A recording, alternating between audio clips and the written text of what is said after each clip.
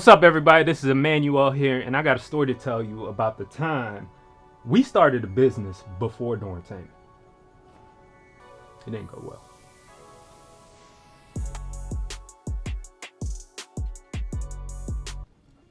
All right, so let's roll back to, what was it, 2008? 2007. 2007, all right, I'm already off. Back in 2007, all the young boys that y'all know, well, old boys now, were in college. Me, Cam, Rome. Mike wasn't there at the time. He was back in Florida. What were you, working? Yeah. Yeah, he was working. We were ambitious. We wanted to do something great. This is pre-Dormtainment now, but we wanted to do something. I don't know what it was, but we had that ambition, that spark in us, right? So we looked at our market. We lived in Atlanta. We were in college. What can we do? We wanted to think of something innovative, something nobody's done before. So we thought of an idea, and we decided to become club promoters. I mean, that's pretty much it right there. Club promoters. And I know what you're thinking. Club promotion? There must be a lot of money and success in that. You would be wrong.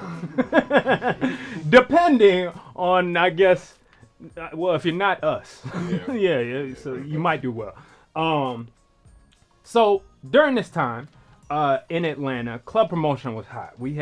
There was a bunch of different factions of club promotion, right? We had teams like, what were some of the people on there? You had Selfish ENT, Ego ENT. What was the ones that the dudes on the documentary or the BET show? Remember there was a BET college series and one of the dudes was Hit Squad. Hit Squad. They had everybody. It had everybody. They had everybody. So we were like, maybe we could be a part of this. It looks like there's money to make, and there's an opportunity for us to do something, right? Let's do it. We gathered our team together. We had me. I was gonna design the biggest project, the flyer. Where's the flyer, Cam? Let me get the flyer. I kept one for this very moment. I knew one day we'll talk about this. Shut your ass. Look, this is the flyer, okay? I put in hard work and dedication on this flyer. With Lola Monroe. We stole this picture from Lola. I don't even know if we could put it on this YouTube. You always right got to use the hottest girl at the time. And that Trey Songz, Wonder Woman just came out, and everyone was obsessing over her. So we had to put her on the flyer, knowing she ain't gonna be there. She was the first of the famous East Africans. You'll find out later it wasn't. So, just to start everything, you know, when you start a new company and you start a new business, you got to think of a name. Are we picking up helicopters? They coming after me. You can hear it a little bit. It don't matter. I don't trust Rome's audio skills. I don't care if he graduated with a degree from it. God damn it. We gonna hear this all throughout the motherfucker. All right. I like your audio skills. Thank you. All right. All right. So when you start a business, right? One of the first things that most people should do is probably get their business stuff in order, like taxes, all that stuff. But what did college students do, right? What we did is pick a name. And that name, we went through a couple, but that name today will stand in infamy forever. It's called the Black Executive. Well, I mean, it was true to who we were. No, it wasn't. We weren't executives. At all. At all. We weren't this company, executives we were. at all. I was getting D's in school. This wasn't. A lot of successful executives got D's in school. We were not executives. There was no LLC involved. There was nothing, none of that. We were not executives, but yet we went by the Black Executives. So right here we got the Black Executives present. Below that we got Lola Monroe's beautiful at the time. I don't know what she looks like now. She's doing good. Okay. Roma hit. The party, we decided to call it the Pitch Black Party. Original, right? People do all white. Diddy, one of Cam's favorite guys. That's your favorite guy? No. Come on. Like Nigga, no, he liked it. This is the only nigga I knew in college that had his album. Come on now. I would say Chaz is the Diddy. You had a Diddy poster, Cam. Stop fronting. Yeah. That doesn't prove it? He just acting like he gonna rub that off. You gonna shrug that off. All right, whatever. Pitch Black, the all black affair. And guess what the dress code was, ladies and gentlemen? You already know. All black. And it was on a Thursday. I don't even know. You already know that's a failure if this party's on a Thursday. And the club that we decided to throw it at was this kind of newish club that we visited once. It was called Club Sherdon. They had just changed the name from something else, and they did some remodeling. And who took it over? Some of my type of people, Africans. You know, we got African right here. We got one here. And we had some Nigerian brothers that I thought I could trust. More on that later. They thought they could trust you too. Now, we were able to lock down this venue through these guys.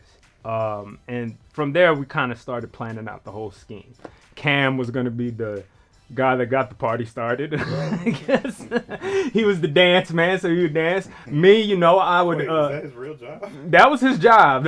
Multiple jobs.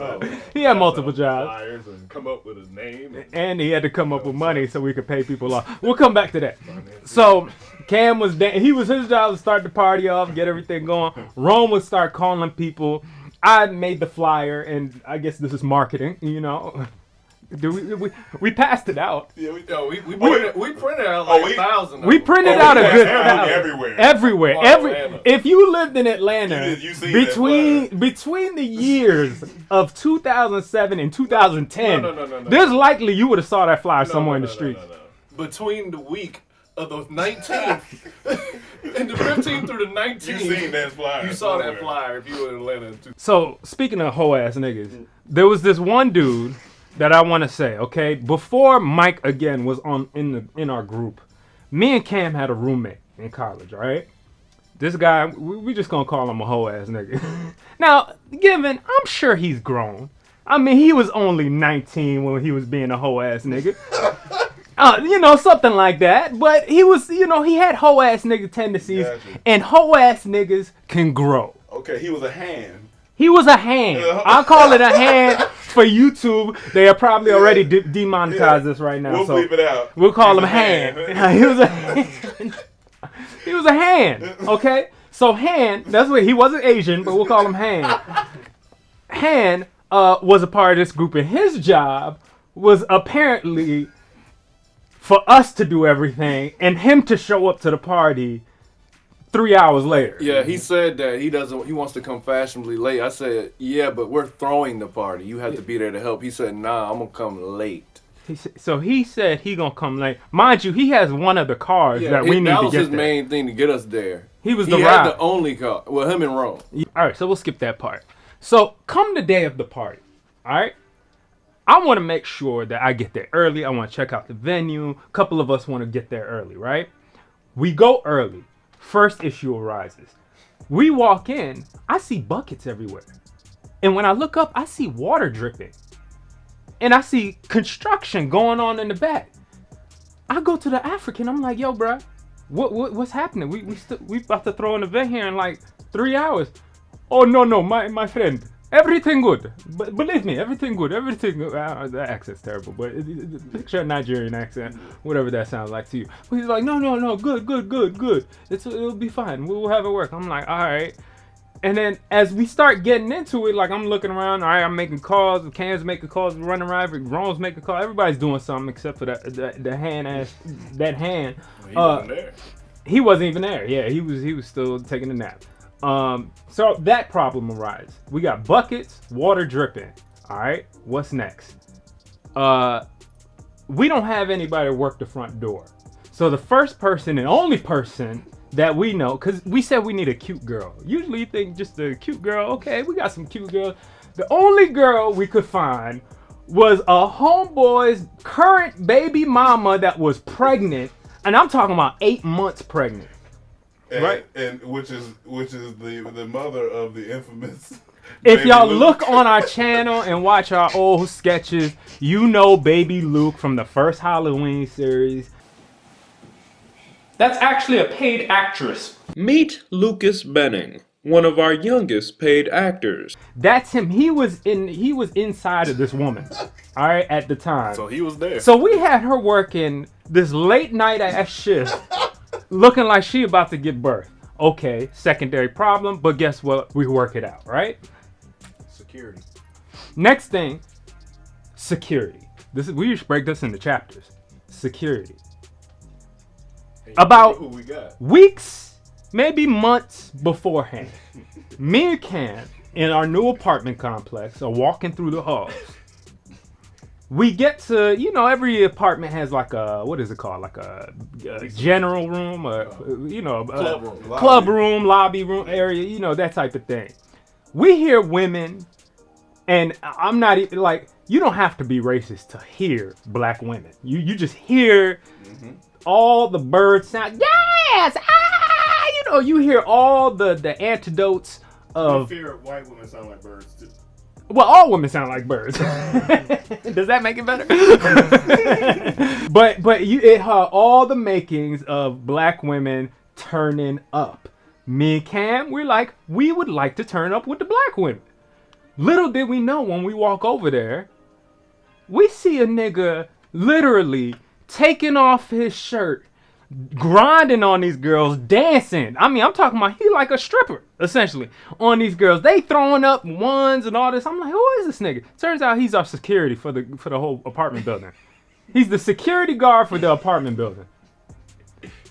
I had to get to know this nigga. I had to get to know. His office was the apartment next to ours. That's how we really got to know him, because we would be outside talking to him because his office was. We would talk right to him. door. Before him, there was a girl that was working security. We think we got her fired. That's a different story. But in this case, this dude we thought was a cool dude. He was having fun with the ladies. We want to have fun with the ladies. We connected. It was security. We chilling. We chopping it up. He was cool. Cool nigga. Come to time to put this party together. We need security. So we gonna call our boy. Do you remember his name? Jarrell. We won't forget Jarrell. I called Jarrell up. Jarrell, can you work security for this party we throwing this night? He says, I got you. How many guys you need? I said, maybe like 3. You know what I'm saying? 3 extra guys. He said, I got you. Mind you, when Jarrell's at these, when he's working security at our apartment complex, he got a good security shirt, the little fake cop security badge, and all that stuff. He looks like a professional outside of him stripping in front of all the ladies. Okay? So I'm kind of expecting he would bring to at least 50% of that professionalism to our party. They show up at 10 o'clock. Okay? And they lucky nobody was there yet. They're lucky nobody was there yet. Because it would have been a problem. But these niggas show up as niggas. I'm talking about one dude had on a beater. How are you working security with a beater? He had to show the muscles. He didn't have no muscles. He was a skinny nigga. I was so baffled. He had one fat. Oh, there's always fat security guard. That's fine. But this nigga looked like he couldn't fight. I'm sorry. Nobody was gonna be scared of him. So it was just all bad. We were looking at all of it. So that's 3 things in a row. We got the buckets. We got 4 things. We got the Nan. What's her name? Nan? Oh, hand. Hand. We got the hand. You named some Indian bread. We got some, not the Nan, the hand. And then we got water buckets because water's dripping from the ceiling. Construction going on in the back. We got what else we got? Tell them who the DJ was. Hold on. We got a pregnant woman working the door, and now we got security and beaters. Okay. Now we need a DJ for this, y'all. And now we got to look for somebody that can DJ this party. And given we're pretty new to Atlanta, you know what I'm saying? We're probably a year into this. We don't know DJs necessarily, right? Guess who comes through? Rome. Rome says he has a friend in North Carolina that can DJ this no problem.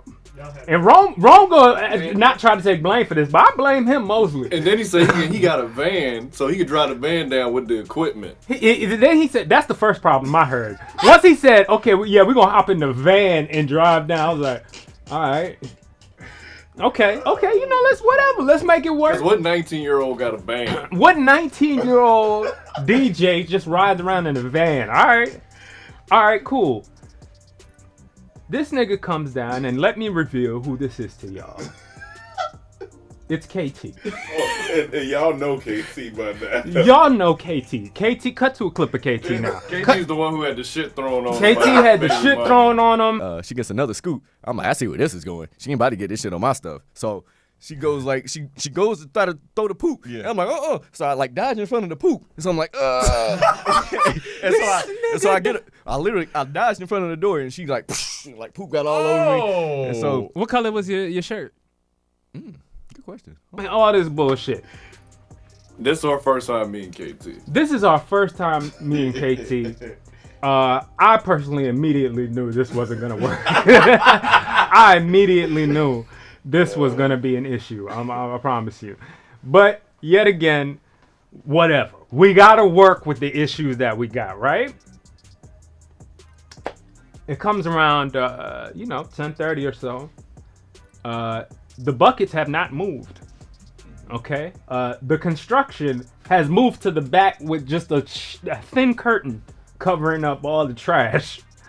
But most importantly, not a goddamn body showed up. I'm talking about not a soul. No. Some people showed up. Now, when we say not a goddamn body, listen, if we got 30 people to show up,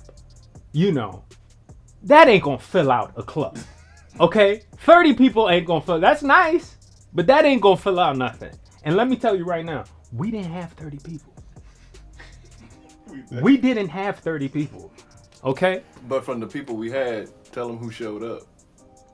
Who showed up? You gotta remind me who showed up. The actual black executives. So,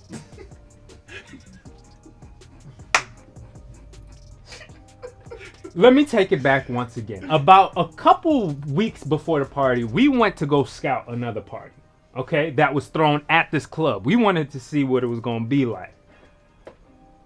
We didn't know who was throwing this party. We just heard it was some Georgia State niggas. Okay. We don't know who it is. It could be like gangs. It could be the Kappas. Could be the Alphas. I don't know what's going on. Could be the Hit Squad. Could be whoever. We show up. We looking around. We like, okay, it's lit in here. Like, they got people to show out. The club looked nice. It was like a smaller club, but it was nice. It was decked out nicely, whatever. We walk out the club, and a dude comes at us and says, hey, man, y'all club promoters? And we're like, yeah. What y'all go by? Oh, the black executive. He said, well, we go by the black executives. It's like this is Gangs of New York or some shit. we in a standoff with these other club promoters right now. It's like we looking at ourselves. It's just that they did it way better, to be honest with you. So these niggas from Georgia State are basically telling us we can't use their name. Well, guess what? It was too late. It's too late. We got flyers, ladies and gentlemen. We didn't even read the back of this. Black executives present $3 martinis till 12:30. I'm not even sure if we had that, y'all. From downtown, just in case y'all want to know how to get there, take the 85 North to Claremont Road. Exit, turn left off the exit. Rome must have did that. Drive from 5 minutes past Buford Highway, and the club is on the right. Niggas put full directions on the back of a flyer. On the car. Let me read you some of the ad, okay? This is the ad for the Pitch Black Party on the flyer. This is what it states. The corporate swagger meets the Hollywood allure at the ATL's very own Club Sherdon. Nobody knew about this club like that. Swagger. The corporate swagger. That sounds like something American would have made up. I created this flyer. I was 19. Okay, give me a break. I'm trying to be fancy. Black is sexy, and this event will be sure to prove this. Ladies, the black executives always love to cater to you. So sexy and ready for an unforgettable night. Man, memories. So back to this story. Nobody shows up. The black executives told us that we can't use their shit. How's KT as a DJ? But the thing is, I don't think he was bad. He wasn't bad, but it didn't matter because there wasn't enough people there to be a full party. The funniest part is that KT was actually probably the best part of the whole night. I mean, I don't know how to explain it. So thank you, KT. It was a couple of girls that showed up, and then you remember what security did. Well, all I remember is by the end of the night, you correct me if I'm wrong, because at one point, let me not forget Han. Han ends up showing up at 11:30, close to midnight. He looks inside the party, gets mad that nobody's there, and he drives off. Yeah. You Han-ass nigga! What the... Oh, man. I'm sure you grown, bro. Much peace and love to you. So, he leaves. We're pretty much in the strut. I mean, the pregnant... I walked outside. I remember walking outside and I had to take a breather. Like, goddamn. I had to take a breather. I remember old girl, the pregnant lady that was working the door, coming up to me and putting her hand on my shoulder out in the coldness of Atlanta off of Buford Highway. And she was like, everything good? I was like, yeah, you know, I'm on my mind. You try to play it off and shit. So I walked back inside, and I kid you not, the people having the most fun at the party was the security guards. These wife-beating ass niggas were in there dancing and turning up to KT's music like nobody else has before. Not to this day, I promise you. Overall, it was a sad event. And I gotta give a shout out to Cam, because by the end of the night, listen, for years I said we broke even. For years I said we broke even. Not even. We didn't break even. Not even. We did not even. Did we break even? Did we break even? But people still need to be paid. People still needed to be paid. And thanks to Mr. Boss Talk over there himself, Cam. I had to walk to the grocery store. He had to walk to the grocery store. Hit the ATM and pay the security. Pay these niggas about $30 a piece. I was in the red. That was big money. I was in the red. This nigga Cam was in the red now. We put this nigga in the red by $150. By the end of the night, all has lost, right? How can this night get any worse? Now, you gotta remember, we did business with Africans. They need money too. And halfway through the night, the guy that we were working with, we'll call him Kwesi. Kwesi came up to me and was like, hey, you think anybody else is coming? He already put the fear in my soul. Like, I'm like, oh man, we probably got some more people coming. So here comes the end of the night. I'm trying to go talk to this man. I'm like, all right, man. I'm talking to the guys to give me some encouragement that this is gonna be all right. And I'm like, all right, let me go talk to him. I'm about to head back inside the club, and out I see Kwesi and 3 other crazy African guys come out, his business partners, and they are yelling at each other, screaming at each other, and we all at the curb just looking like. And I'm talking about, we like, it can't get worse than this. Next thing you know, I mean, he's literally screaming, where are the diamonds? Where is the diamond? Where is the diamond? Where are the diamonds? It's like he's yelling like that Blood Diamond movie. They're screaming at each other. I mean, it got to the point. Remember I told you they were doing construction? This nigga picked up a 2x4 and charged at the rest of the Africans with it. They were going insane. And what we do? We go ahead and went home. We got the fuck out of there. I never seen that nigga again. I'm pretty sure he's dead. But like, that was a crazy night. And listen, man, one dream didn't work out, and that caused us to create another one with Dormtainment. So that I'll be happy for. And I got one question. We got forever a good story to tell. Just one question. Did you ever throw another party again? You know the answer. Hell no. I left that up to Mike. Mike throws a party. Go check out Mike's parties at DJ. What's your website? You don't got a website yet? DJ, I don't know. Hilarious. All right, y'all. Peace and love.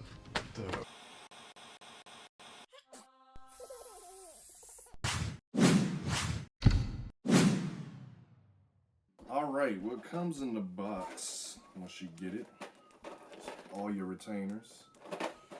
I got 15 of them, so it's gonna take me 15 weeks to straighten my teeth. And I only got the top teeth because I need a bottom tooth extracted. But what's cool about Bite, they work with me, so they'll still help me with my top teeth until I get my bottom teeth situated. So I got 15 retainers all in this box. Also, got some accessories. I got what you put your retainers in, carry around when you take them out to eat, or if you out or whatnot at a restaurant, you on a date, put it in there. And I got some whitening foam to use, whiten my teeth.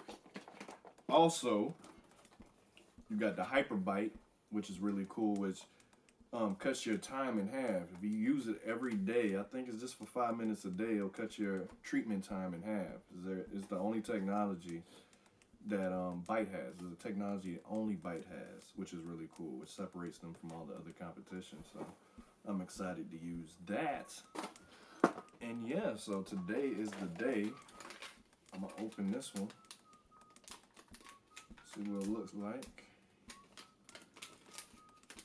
Boom. But I still get the bottom with it, but it's probably just gonna keep it in place where it's at, which is cool. But this is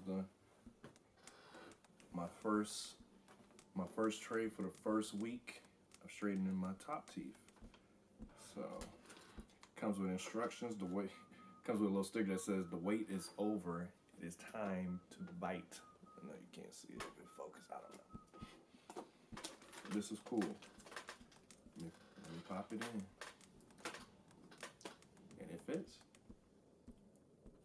Fits perfectly, actually. Yep. And it's comfortable too. But I gotta take it out before I eat or drink anything that's not water. So that's cool. Let me put this in a tray. So if y'all want to start on this journey, just use my code BITEDT. This is the time I ate an edible before our first big meeting with Kevin Hart.